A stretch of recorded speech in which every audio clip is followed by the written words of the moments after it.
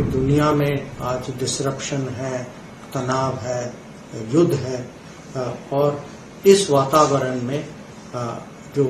सरकार की, मोदी सरकार की जो रणनीति जो है वो है कि ग्रोथ को हम कैसे बनाए रखें।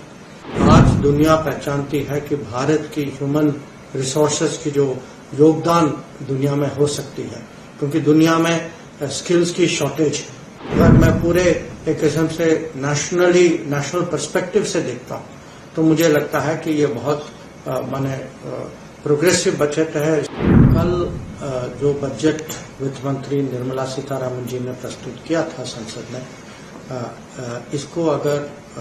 वैश्विक परिप्रेक्ष्य से समझना है तो मुझे लगता है कि हमें आज की दुनिया की स्थिति देखनी चाहिए कि दुनिया में आज डिसरप्शन है, तनाव है, युद्ध है और इस वातावरण में जो सरकार की, मोदी सरकार की जो रणनीति जो है वो है कि ग्रोथ को हम कैसे बनाए रखें,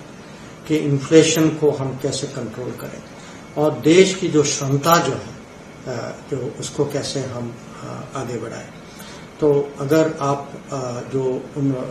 वित्त मंत्री ने 9 प्रायोरिटी एरियाज कल बजट में बहुत स्पष्ट किया था और उसमें अगर आप देखें, मैं कहूँगा स्किलिंग का बहुत महत्व है कि जो इनिशिएटिव्स जो हैं उस बजट में, क्योंकि जो आज दुनिया पहचानती है कि भारत की ह्यूमन रिसोर्सेज की जो योगदान दुनिया में हो सकती है, क्योंकि दुनिया में स्किल्स की शॉर्टेज है और अगर हमारे यहाँ एजुकेशन स्किल को हम बढ़ावा दें तो इसमें ग्लोबल इकोनॉमी पर इसका एक सकारात्मक प्रभाव तो होगा। फिर मैं कहूँगा कि जो उन्होंने जो मैन्युफैक्चरिंग और सर्विसेज को जो प्रोत्साहित किया है, ये हमारे देश में भी अच्छा है कि मुझे लगता है कि हमारी इंडस्ट्री इसकी रिस्पांस इस पर पॉजिटिव होगी। पर यह भी है कि बाहर की जो इन्वेस्टमेंट जो है, बाहर की कंपनियां जो है वो भारत में इन्वेस्ट करेंगी, टेक्नोलॉजी लाएंगी और रिसोर्सेज लाएंगी, हमारे यहाँ रोजगारी बढ़ेगी इसके कारण। और जो इंफ्रास्ट्रक्चर और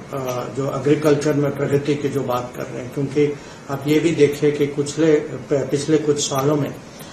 दुनिया जो है अनाज के लिए, चावल के लिए, चीनी के लिए, बहुत सारी चीजों में भारत की एक्सपोर्ट्स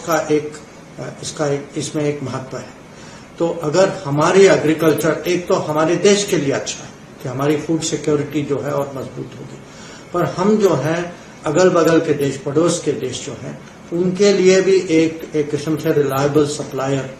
हम बन सकते हैं। तो हमारे यहाँ रीजनल सिक्योरिटी, हमारे पड़ोसियों को तो ये बजट उनके हित में भी है, हमारी नेबरहुड फर्स्ट जो है ये भी आगे बढ़ेगी।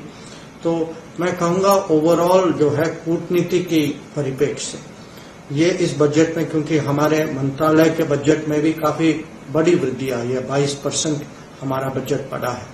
और उसके कारण जो नेबरहुड फर्स्ट जो हम कहते हैं, हमारी नीति जो है, जो ग्लोबल साउथ के साथ जो हम खड़े हैं और जो भारत के हमारे जो सामान्य नागरिक जो बाहर जाता है तो उनकी सुविधा जो है, उनके लिए पासपोर्ट की सुविधा, उनकी सुरक्षा जो है और देश की अगर पूरी छवि दुनिया में बदले तो ये तो सबके लिए ये खुशी की बात है। तो मैं जो है जरूर इस बजट का मैं स्वागत करता हूँ, विदेश मंत्री होने के नाते भी स्वागत करता हूँ, पर अगर मैं पूरे एक किस्म से नेशनल पर्सपेक्टिव से देखता हूँ तो मुझे लगता है कि ये बहुत